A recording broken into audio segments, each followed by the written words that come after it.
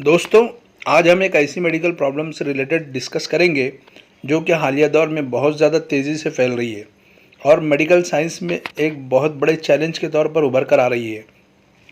तो चलिए दोस्तों, हम ज़्यादा वक्त ना गंवाते हुए अपने टॉपिक की तरफ चलते हैं और साथ ही अपने चैनल पर नए और पुराने ऑडियंस से रिक्वेस्ट है कि इस वीडियो को ज़्यादा से ज़्यादा लाइक, शेयर और चैनल को सब्सक्राइब ज़रूर कीजिए और बेल आइकन को भी ज़रूर दबा लीजिए ताकि हमारी हर नई आने वाली वीडियो का नोटिफिकेशन आप तक पहुंच सके।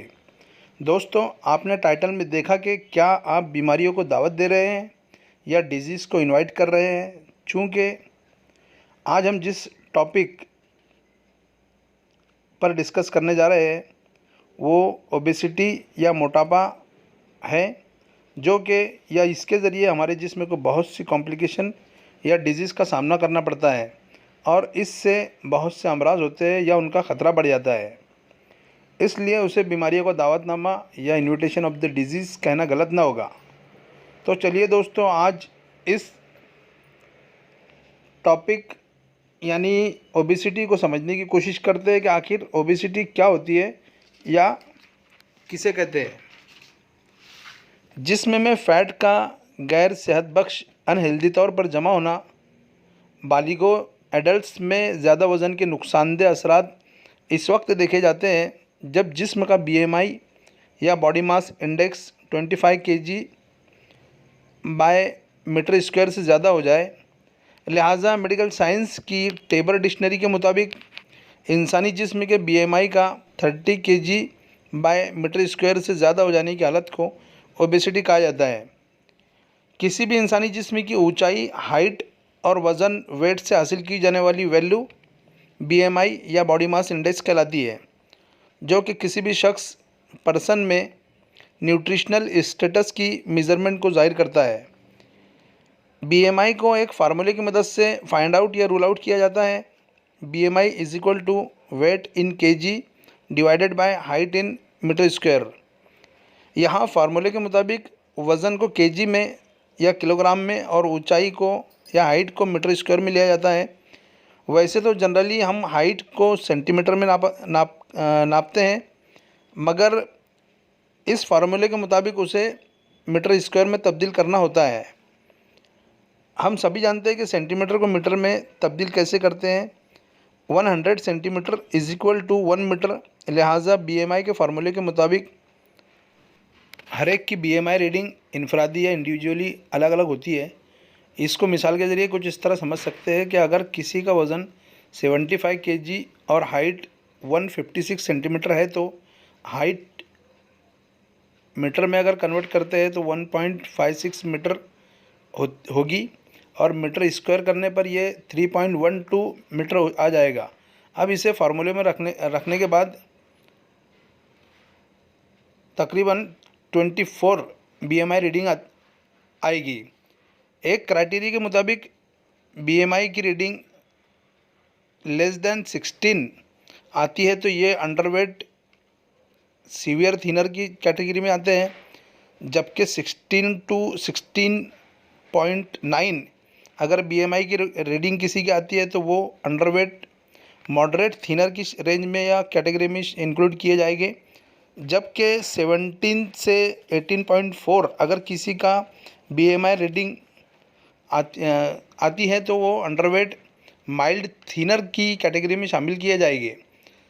और इसी तरह 18.5 से 24.9 के दरमियान अगर किसी का बीएमआई रीडिंग आता है तो वो नॉर्मल वेट की कैटेगरी में इंक्लूड किए जाते हैं। इसी तरह 25 से 29.9 तक की किसी की अगर बीएमआई रीडिंग आती है तो ऐसे पर्सन को ओवरवेटेड या प्री ओबेस की कैटेगरी में शामिल किया जाता है, जबकि 30 टू 34.9 के दरमियान वाले बीएमआई रीडिंग रखने वाले पर्सन्स ओबेस क्लास फर्स्ट और 35 से 39.9 के दरमियान रीडिंग रखने वाले पर्सन्स को ओबेस क्लास सेकंड की कैटेगरी में शामिल किया जाता है और आखिर में 40 से ज़्यादा बीएमआई रीडिंग रखने वाले अफराद को ओबेस क्लास थर्ड की कैटेगरी में शामिल किया जाता है। तो दोस्तों इस चार्ट की मदद से हमने जानने की कोशिश की है कि हमारे लिए नॉर्मल, एबनॉर्मल, थिनर और ओबेस की फर्स्ट, सेकंड, थर्ड क्लास क्या हो सकती है और हमारे लिए क्या बेहतर हो सकता है। उम्मीद करता हूँ कि आपको ये चार्ट अच्छी तरह से समझ आ गया हो। मोटापा या ओबेसिटी ये मेटाबॉलिक या न्यूट्रिशनल की सबसे ज़्यादा जनरल डिजीज़ के तौर पर मुशाहिदे में आ रही है। हमारे अतराफ़ या सराउंडिंग में ही नहीं बल्कि पूरी दुनिया के मुख्तलिफ़ कंट्रीज़ में ये मर्ज़ बहुत तेज़ी से फैल रही है।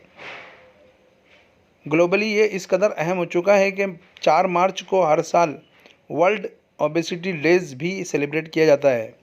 एक सर्वे के मुताबिक सिर्फ यूएस में ही नौजवानों की तकरीबन 65% पॉपुलेशन ओवरवेटेड मुशाहिदे में आई है और दूसरे ममालिक की रिपोर्ट्स भी इसी तरह तशवीशनाक है। ये मर्ज़ औरतों को आदमियों की बनिस्बत ज़्यादा मुतासर करता है।